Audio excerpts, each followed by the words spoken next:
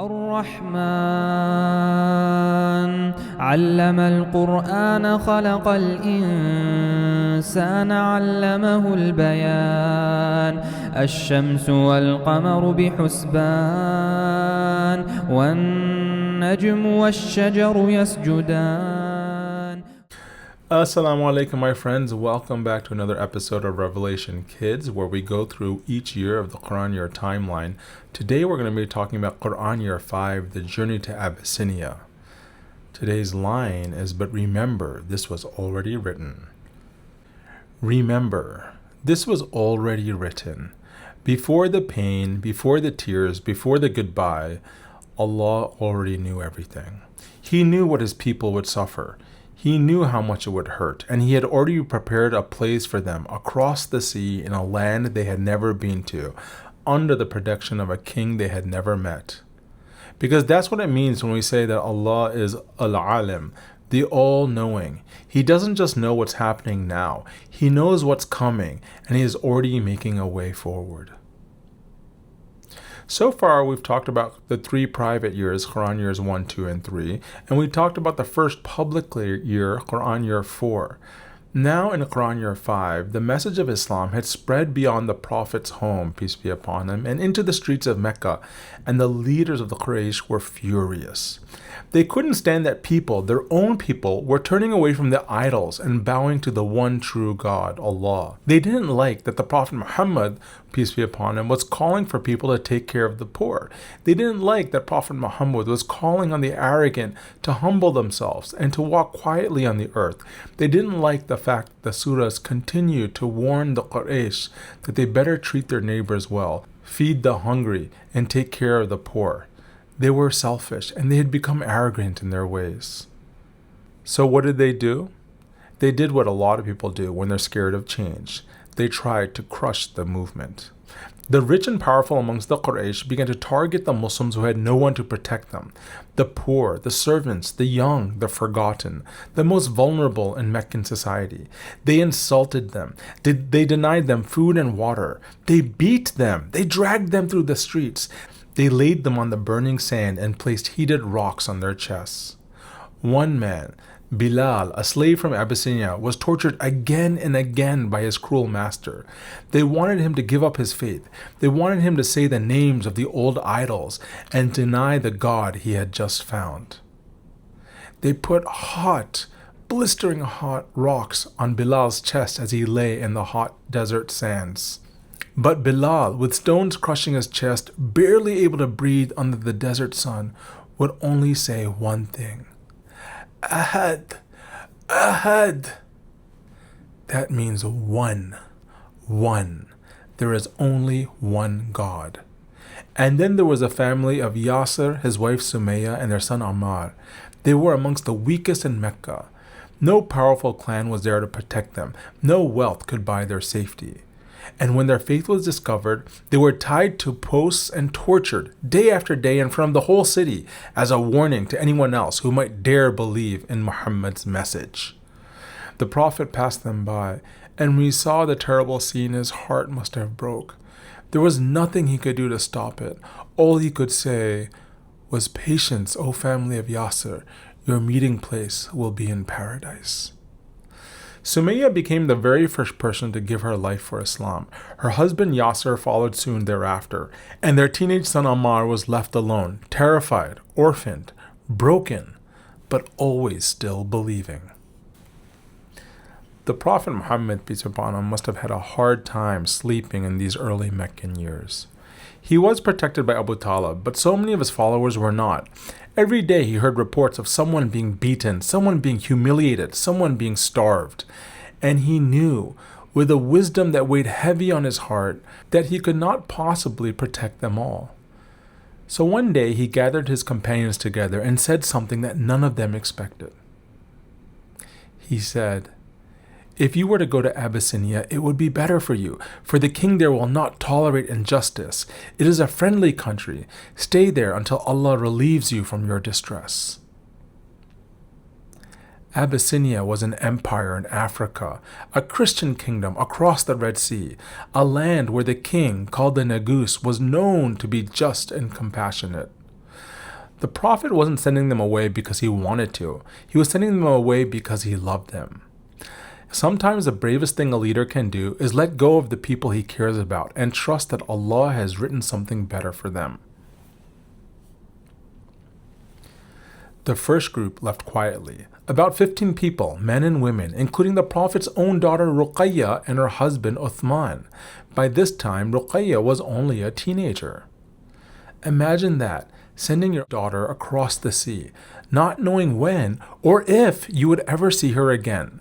So they traveled by night, slipping out of Mecca before the Quraysh could stop them. They made it to the coast, found passage on boats, and crossed the Red Sea to a land where no one knew them and no one was hunting them. They actually had nothing with them. All they had was their faith, and they had each other. This was actually the first hijrah or migration from one land to another, seeking Allah's pleasure. A short while later, a much larger group followed, over 80 men and women, led by the Prophet's cousin Ja'far ibn Abi Talib. Ja'far was actually the older brother of Ali ibn Abi Talib, the young boy who stood up in defense of the Prophet. The Prophet told Ja'far something important before he left. He didn't just tell him to hide. He told him to speak the truth, to represent the truth, and to trust the Qur'an as guidance. Because what was coming next would be one of the most powerful moments in the entire story of Islam. When the Quraysh discovered that these 80 or so Muslims had left Mecca, they were furious and they were not about to let them go. They sent 2 men, diplomats, loaded with expensive gifts to convince the Nagus to hand over the Muslim refugees. The diplomats arrived at the king's court and offered their gifts to his advisors. Then they said, "Some foolish people from our city have fled here. They've abandoned our religion and have not accepted yours either. They follow a made-up religion that none of us recognize. Send them back to us." The advisors heard the story and they nodded. Their gifts were certainly tempting. It seemed like the matter would be settled quietly. But the Nagus, otherwise known as Najashi, was not like other kings. Like the Prophet, peace upon him, said, he was just, and he refused to hand over anyone without hearing both sides of the story. "No," he said, "I will not surrender people who have sought my protection without first hearing what they have to say." Then he summoned Ja'far, the leader of the immigrants, to Abyssinia. The Muslim refugees entered the king's court, a small, tired group of immigrants standing before one of the most powerful rulers in the world. And then Ja'far spoke. "O king, we were a people living in ignorance. We worshipped idols. We mistreated the weak. We broke the ties of family. The strong amongst us consumed the poor. Then Allah sent us a messenger, a man whose honesty, trustworthiness, and character we already knew. He called us to worship Allah alone. He commanded us to speak the truth, to honor our families and to care for neighbors, to protect the orphans and to stop spilling blood. So we believed in him, and for that our people have turned against us," he said, probably pointing to the 2 diplomats that the Meccans had sent. He continued, "They tortured us, they oppressed us, and they tried to force us back to the old ways. And when we could bear it no longer, we came to your land, O king, hoping that here, with you, we would not be wronged." The room went silent. Sensing that they might lose their case, the 2 Meccan diplomats later told the king that these Muslims did not believe in Jesus as the Son of God. This raised the king's curiosity, and he called Ja'far back to explain what he had to say about this. The king asked, "Do you have anything with you from what your prophet brought from God?" Ja'far said, "Yes." And then he began to recite Surah Maryam, the story of Mary, the mother of Jesus. واذكر في الكتاب مريم إذ انتبذت من أهلها مكانا شرقيا فاتخذت من دونهم حجابا فأرسلنا إليها روحنا فتمثل لها بشرا سويا قالت إني أعوذ بالرحمن منك إن كنت تقيا قال إنما أنا رسول ربك لأهب لك غلاما زكيا قالت أنى يكون لي غلام ولم يمسسني بشر ولم أك بغيا قال كذلك قال ربك هو علي هين ولنجعله آية للناس ورحمة منا وكان أمرا مقضيا. Ja'far recited the story of Maryam, describing how the angel came to her, how she was told she would have a son, and how she cried out of fear and confusion, and how Allah had reassured her. As the words filled the room, the Najashi began to weep. His priests began to weep. Tears ran down their faces until their scrolls were wet. By the time Ja'far had finished, the king had said, "By Allah, the difference between what you believe and what we believe is no thicker than this line," he said, drawing a line on the ground with his staff. Then he turned to the Quraysh diplomats and returned every single gift. "I will not surrender them," he said.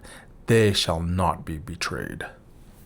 And there it is, a just king placed in power long before the Prophet was even born, a land of safety waiting across the sea before the first Muslim was ever persecuted. This was Allah's plan. His words moved the king to tears and moved him to protect a group of refugees who had nothing but their faith. Do you think any of this was an accident? The Qur'an says, "Allah's earth is wide, so you'll always have somewhere to go to escape evil. Those who patiently persevere will certainly be given a reward without limit." See, Allah knew the plan all along. Before Bilal was laid on the sand, before Sumayya gave her life, before Ja'far stood before the king, it was already written. Not just the suffering, but the rescue. Not just the pain, but the purpose behind it. Know that even when everything feels dark, Allah is already preparing a light to follow. This is Quran Year 5, the migration to Abyssinia. The mnemonic that I love to use is imagine the Prophet, peace be upon him, waving goodbye with his 5 fingers in the air to the emigrants who are leaving. So the Quran Year 5 is 5 fingers, the Prophet waving goodbye. Remember, he's waving goodbye. Why? Because he is sending people to Abyssinia. One of my students actually gave me a wonderful mnemonic. He said, imagine the Prophet Muhammad, peace upon him, waving his hands in the air with 5 fingers and saying, "I be seeing ya." So Quran Year 5, Abyssinia. This is the year when the persecution reached a breaking point, probably the year that Bilal cried Ahad under the weight of the stones, the year that Sumayya gave her life for what she believed, and the year the Prophet, with tears in his eyes, sent the people he loved across the sea. This was the year that a Christian king wept at the words of the Quran and refused to betray the Muslims. So remember, this was already written. The suffering this year was real, but so was the rescue. And the one who wrote the story never lost sight of his people, not for a single moment. But back in Mecca, the Prophet was still outnumbered, still mocked, still under pressure. But then, from the most unexpected place, strength will arrive. But we'll have to wait for Quran Year 6. إن الذين قالوا ربنا الله ثم استقاموا فلا خوف عليهم ولا هم يحزنون أولئك أصحاب الجنة خالدين فيها جزاء بما كانوا يعملون.